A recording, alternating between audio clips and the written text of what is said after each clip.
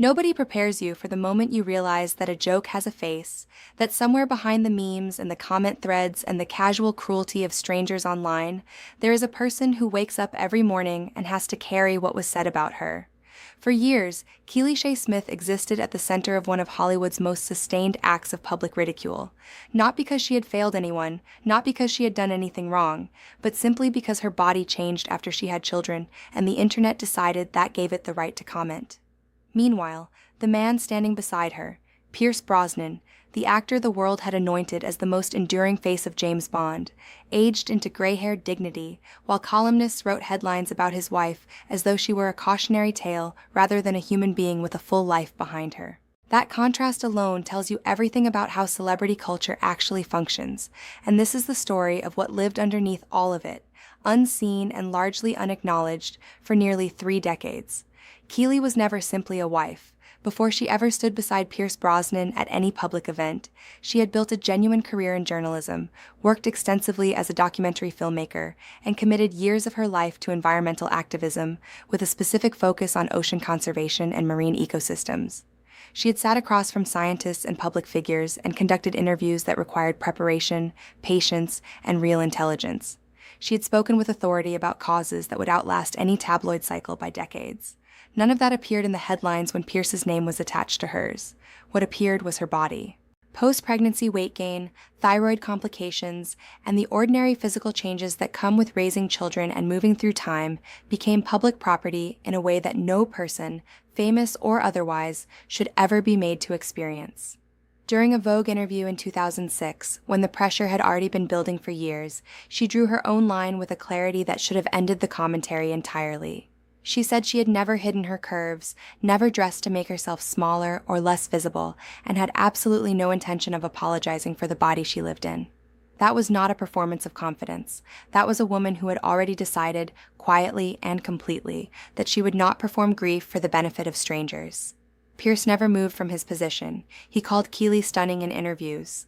He said he loved her curves and then repeated those exact words across years and public appearances, while the world treated his loyalty as something requiring external justification, as though a man's choice to love his wife were a puzzle that needed solving. Some writers framed it as devotion, others framed it as delusion. His actual position never shifted regardless of how it was characterized. Inside the marriage, the rules had always been different from the ones the internet tried to write from the outside. What shaped Pierce Brosnan before Keely ever entered his life is a story that rarely receives the weight it deserves, and understanding it changes how everything else reads.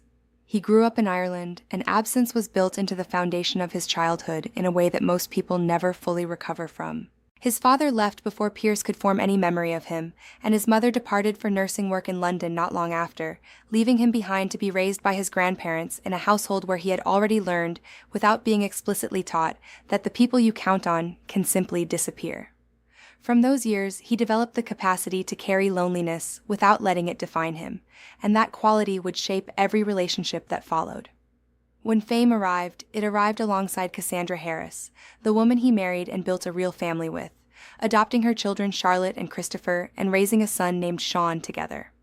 That family felt like an answer to everything his childhood had been missing, a structure that finally made sense. Then came the ovarian cancer diagnosis, and everything that had felt stable began to shift. Cassandra endured years of surgeries and chemotherapy, while Pierce was simultaneously becoming one of the most recognized actors in the world. Studios saw a leading man at the height of his powers. Audiences saw confidence and effortless ease on screen. At home, he was sitting beside a hospital bed, learning what it actually means when love cannot stop what is already in motion. Cassandra died after years of fighting the disease, and Pierce was left with 3 children, a career at its absolute peak, and a grief that never fully resolved itself no matter how many years passed over it. That is the man Keely met on a beach in Mexico during what was supposed to be a straightforward journalism assignment. She had been sent to conduct an interview. Pierce was there by what felt like chance, and neither of them had any way of knowing what they were standing at the beginning of. She described him later as captivating, noting something mischievous and warm in his eyes, but beneath the surface charm she recognized something quieter, a gentleness that years of loss had carved into him and that no amount of fame had managed to cover over. Their relationship did not move at the pace of Hollywood romance. It moved around children and grief, and the slow, unglamorous work of building trust between two people who had both already learned how quickly things can fall apart. Keely stepped into a family that had been broken once and did not attempt to replace what was gone. She made room for herself inside the existing shape of it, respecting what had come before rather than competing with it. Dylan was born, then Paris, and only after years of shared responsibility and daily life did they formalize the marriage. That ceremony was not a reset or a fairy tale beginning. It was a commitment layered carefully on top of everything they had already been through together. The public scrutiny that followed never surprised anyone paying attention to how celebrity culture treats women who don't perform conformity on demand. As Pierce's public profile grew and his gray hair earned words like distinguished and classic, Keely's body was assigned an entirely different vocabulary by the same outlets. Online commentary crossed lines that should not require spelling out in any detail. People asked publicly why Pierce stayed. Some recommended surgery in comment sections, as though her body had violated a contract she had never signed and never been asked to sign. Others framed her continued presence beside him as some kind of mystery, as though a man loving his wife were a plot point requiring resolution rather than simply a marriage. Through all of it, Keely remained mostly silent. Not because she lacked anything to say, but because she had already said what she needed to say years earlier and had no obligation to repeat herself for an audience that had not been listening the first time. And then her appearance changed visibly. When Keely stepped into public view with a noticeably slimmer figure, the same outlets that had spent years reducing her to punchlines pivoted almost immediately to admiration. The tone shifted as though the cruelty had simply never happened, as though there were no record of it available to anyone willing to search. She released no statement explaining the change. She credited no program, no routine, no body image journey performed for public consumption.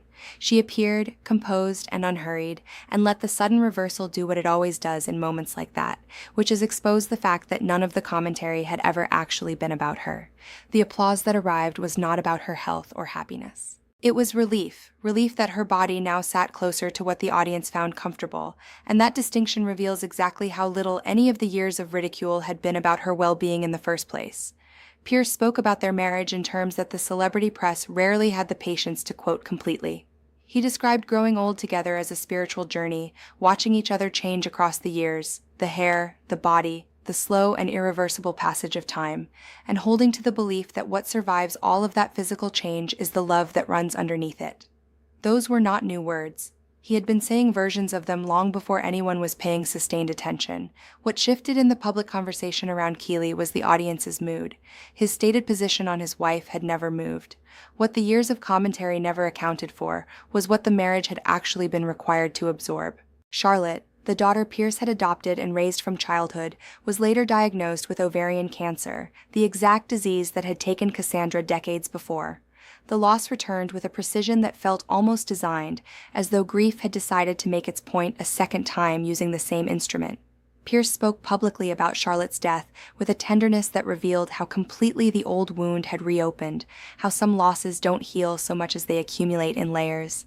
Keely was there through it, not for recognition, not because cameras were present, but because that had always been the actual architecture of the marriage, holding each other through what could not be fixed or explained away.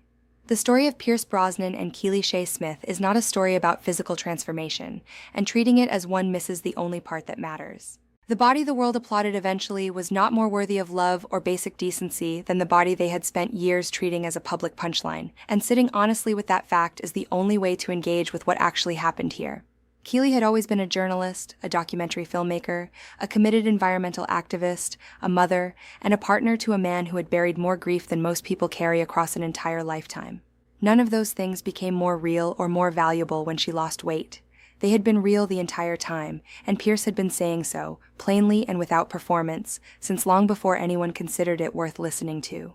Growing old together, he said, is a spiritual journey. He said it the way people say things when they have already lost enough to know exactly what holds and what doesn't.